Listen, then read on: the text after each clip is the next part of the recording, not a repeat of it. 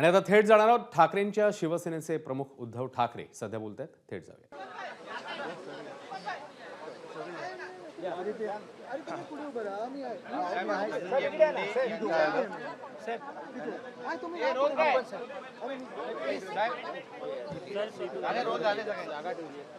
अरे बोला ना. धनंजय मुंडे यांचा राजीनामा घेण्यात आला. 90 दिवसानंतर हा राजीनामा झालाय. दोनच ठीक आहे, बघूया. मला असं वाटतं की धनंजय मुंडे यांच्या राजीनाम्याबद्दल जे काय बोलायचं होतं ते सगळ्या माझ्या आमदारांनी म्हणजे शिवसेनेच्या आमदारांनी सुद्धा आणि काँग्रेस राष्ट्रवादीच्या आमदारांनी बोलून झालेला आहे. प्रश्न हा सर्वांना पडलेला आहे तो की जे काही व्हिडिओ किंवा फोटो काल आले हे आधी सरकारकडे आले होते की नव्हते हा एक महत्त्वाचा प्रश्न आहे. त्यानिमित्ताने सुद्धा बरीचशी चर्चा आपल्या माध्यमावरती झालेली आहे. मी आता हा आजचा पहिला दिवस झालेला आहे या राजीनाम्याचा आणि एकूणच चर्चेचा. हळूहळू आणखीन विषय पुढे पुढे येत जातील. रोजच तसं पाहिलं तर काय ना काहीतरी भानगडी बाहेर येत आहेत. मला असं वाटतं की मुख्यमंत्री जर पारदर्शी कारभार करत असतील तर त्यांचं स्वागत आहे, पण पारदर्शीपणाने कारभार करताना त्यांचे हात कोणी बांधतायत का हा सुद्धा एक प्रश्न आहे. महाराष्ट्राच्या जनतेला आता या सगळ्याचा वीट आलेला आहे, कंटाळा आलेला आहे. त्यांना त्यांच्या व्यथा सोडवणारं सरकार पाहिजे.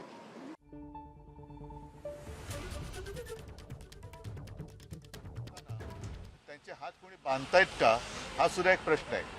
महाराष्ट्राच्या जनतेला आता या सगळ्याचा वीट आलेला आहे, कंटाळा आलेला आहे.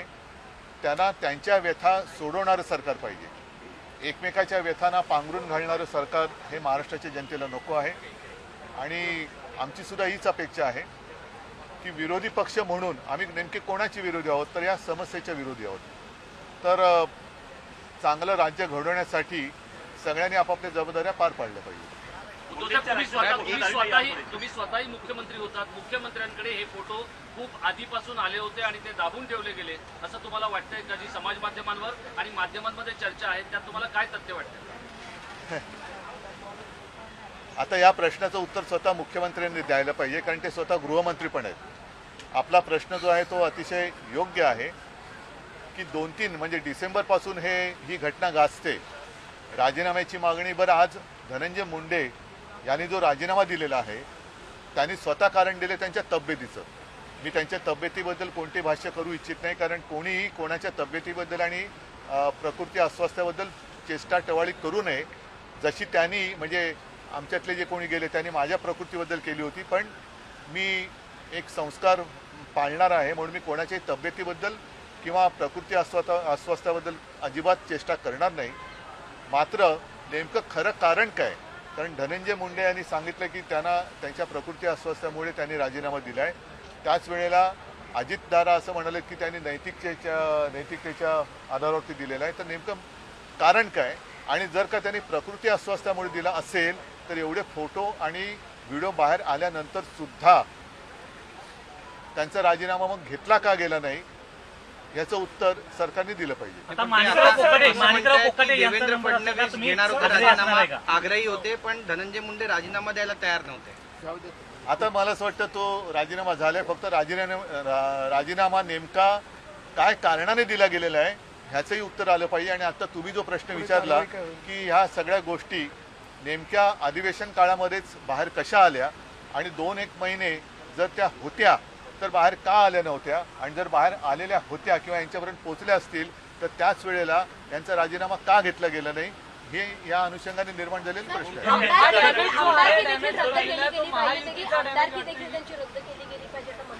आणि त्याचबरोबर खंडणीच्या कारणास्तव हा खून झाला होता आणि या संदर्भातली बैठक धनंजय मुंडे यांच्या बंगल्यावर झाली असं समजतंय. तर सहआरोपी करावं का धनंजय मुंडे यांना देखील? धस यांनी तशी मागणी केली. सुरेश धस. म्हणूनच मी काय म्हटलं की 2-1 महिने या सरकारने तशी कोणती हालचाल केलेली नव्हती हे आश्चर्यकारक आहे.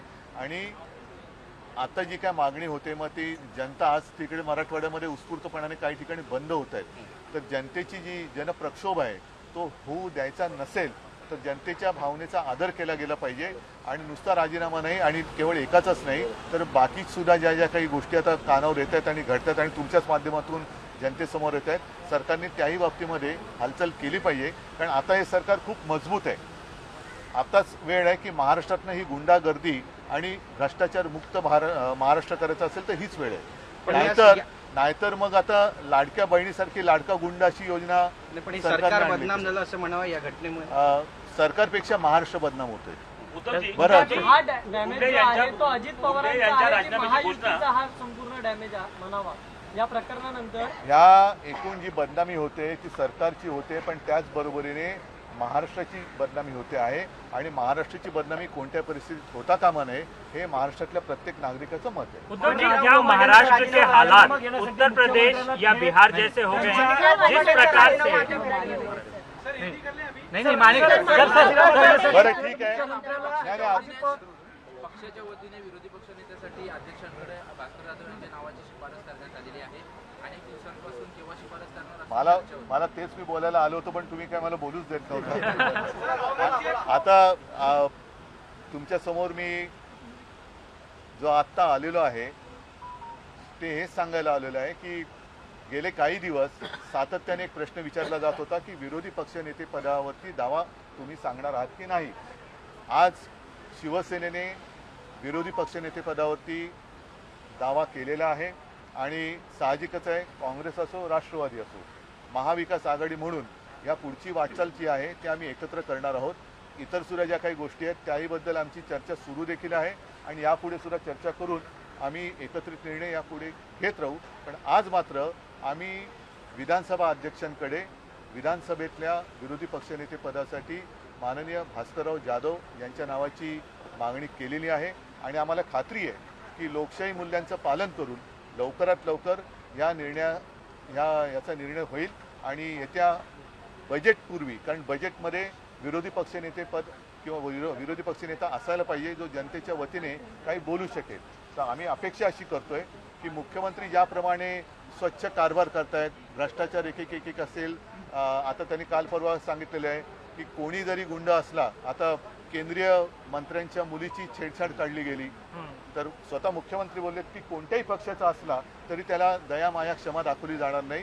तर त्याच पद्धतीने त्याच नीतीला जागून याही बाबतीमध्ये लवकरात लवकर निर्णय होईल अशी आम्हाला विरोधी पक्षनेते पदाचा अडीच वर्षांचा फॉर्म्युला ठरलेला आहे का राष्ट्रवादी काँग्रेसने नाही तुम्ही मागणी केली नाही होती? असा फॉर्म्युला वगैरे काही नाहीये आणि म्हणून मी म्हटलं की आम्ही एकत्रितपणाने पुढे जातो आहोत. बऱ्याच गोष्टी आहेत जसं काही निवडणुका असतील काही असतील तर पुढे बघू नका. पण विधान परिषदेमध्ये काँग्रेस आग्रही आहे विरोधी पक्षासाठी. जोरदार मागणी होती विरोधी पक्ष नेते पदासाठी आणि असं म्हटलं जात होतं की भाजपलाही ते नाव चालणार होतं. नेमकं काय घडलं की ज्याच्यामुळे त्यांना बॅकसीटवर बसवलं? भाजपला आधी त्याचं नाव चालणार होतं आधी मला कळलं तर बरं झालं असतं. म्हणजे घराणेशाहीला त्यांचा विरोध नाही हे मला कळलं असतं तर बरं झालं असतं. सर हिंदी में बता दीजिए जिस प्रकार से महाराष्ट्र में धनंजय मुंडे का मामला आया संतोष देशमुख का मामला आया क्या महाराष्ट्र के हालात उत्तर प्रदेश या बिहार जैसे हो रहे हैं? एक ज़माना ज़रूर था कुछ भी अगर गलत होता तो बिहार और उत्तर प्रदेश का नाम लिया जाता था लेकिन अब दोनों जगह पर या तीनों जगह पर बीजेपी शासित गवर्नमेंट है. किसके साथ किसकी बराबरी करे और माना तो यही जाता है कि बिहार की हालत अब काफ़ी सुधर गई है. यूपी में तो बुलडोज़र राज चल रहा है तो बदनाम महाराष्ट्र हो रहा है. और ये जो संस्कृति है और जिस तरीके से घटनाएं घट रही है तो घट रही है मतलब कोणाला वाटेल की घटतात की काय म्हणजे घडतायत तो हो रही है तो ये कभी महाराष्ट्र ने नहीं देखा था. जिस प्रकार से धनंजय मुंडे का इस्तीफा अनाउंस कारण क्या है क्योंकि मुंडे जी धनंजय तो बोल रहे कि उनकी प्रकृति तबीयत ठीक नहीं है इसलिए उन्होंने इस्तीफा दिया. अजित पवार बोल रहे कि नहीं नैतिकता का कारण है. तो असलियत क्या है? लेकिन सर जिस तरीके से टाइमिंग है हाँ बोलिए. जिस तरीके से चार्जशीट सामने आए उसमें जिस क्रूरता की हद सामने आई है जिस तरीके से हत्या की गई है और जो सब सामने आया है उसके बाद अभी उनके ऊपर चार्जशीट में वाल्मीकि नगर नंबर 1 का आरोपी है जो धनंजय मुंडे की कसम खाई कर भी है ऐसे कहा जाता है उसमें है तो वक्त लिया गया क्योंकि ये सारी चीजें पहले ही सरकार तक पहुंची हुई खुद भी मुख्यमंत्री रहे हैं. तक पहुंची हुई। यही एक सवाल है कि जिस तरीके के सब फोटो और वीडियो कल आ गए बाहर, तो क्या होम डिपार्टमेंट के पास ये जानकारी पहले नहीं आई थी? अगर आई होगी तो क्यों इतने दिन लगाए, इतने दिन क्यों लगाए? और नहीं आई होगी तो क्या अपने होम डिपार्टमेंट की जो सिस्टम है तो वो तो नाकामयाबी उनकी है,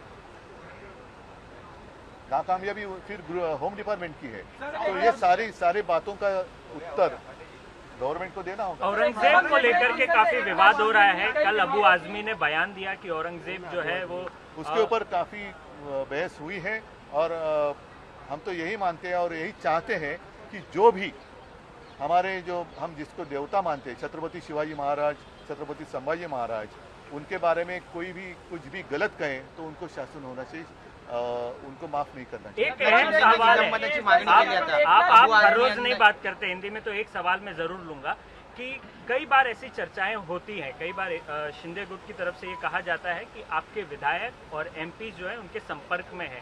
रिसेंटली आपने एक बैठक भी की थी, तो क्या मातोश्री में एक बैठक की थी अपने तो एमपी मेरे के साथ? अपने घर की बैठक है, वो सारे विधायक और विधायक तो अभी मेरे साथ ही है। तो क्या इसको लेकर के कितने विधायक जो हैं, क्या कोई जाने की संभावना है?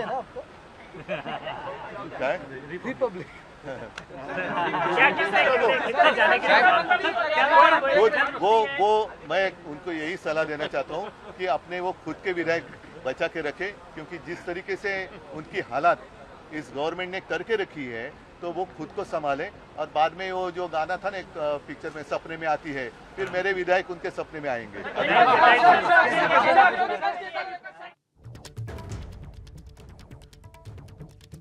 तर विधान भवन परिसरात बोलत होते उद्धव ठाकरे। त्यांनी विधानसभा अध्यक्षांकडे विरोधी पक्षनेते पदासंदर्भात भास्कर जाधव यांच्या नावाचं पत्र दिलेलं आहे आणि त्या मुद्द्याशिवाय धनंजय मुंडे यांचा राजीनामा आणि अन्य बाबींवर देखील त्यांनी भाष्य केले आणि या सगळ्या गोष्टी अधिवेशन काळातच बाहेर का आल्या, हत्येला 2 महिने उलटूनही सरकारकडून हालचाली नाही, याबद्दल देखील त्यांनी भाष्य केलेलं आहे।